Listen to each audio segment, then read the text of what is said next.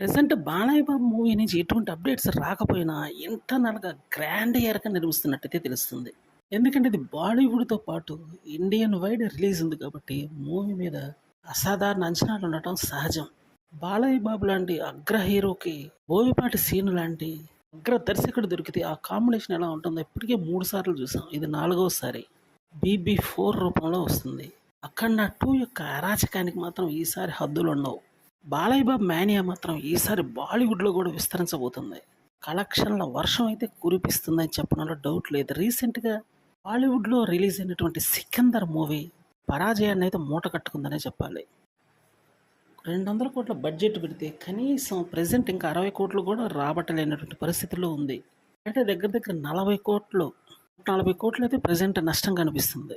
ఒక venture start చేసినప్పుడు అది లాభసాట, నష్టసాట తెలుసుకోకుండా దిగితే మాత్రం ఖచ్చితంగా ఇటువంటి నష్టాలే ఎదురవుతాయి. 'మురుగదాస్' కూడా కొంచెం ఆలోచించి మూవీ తీయాల్సి ఉంటుంది. అందుకని ఇటువంటి భారీ నష్టాలైతే మూట కట్టుకుంటుంది ఈ సినిమా. తెలుగు నుంచి వచ్చే సినిమాలన్నీ కూడా బ్లాక్ బస్టర్‌లు అవుతుంటే, హిందీ నుంచి వచ్చే సినిమాలైతే ఎక్కడో ఒకటి ఆడుతుంది. అదే ఇప్పుడు వాళ్ళకి బాగా ఇబ్బందిగా మారిందని చెప్పాలి.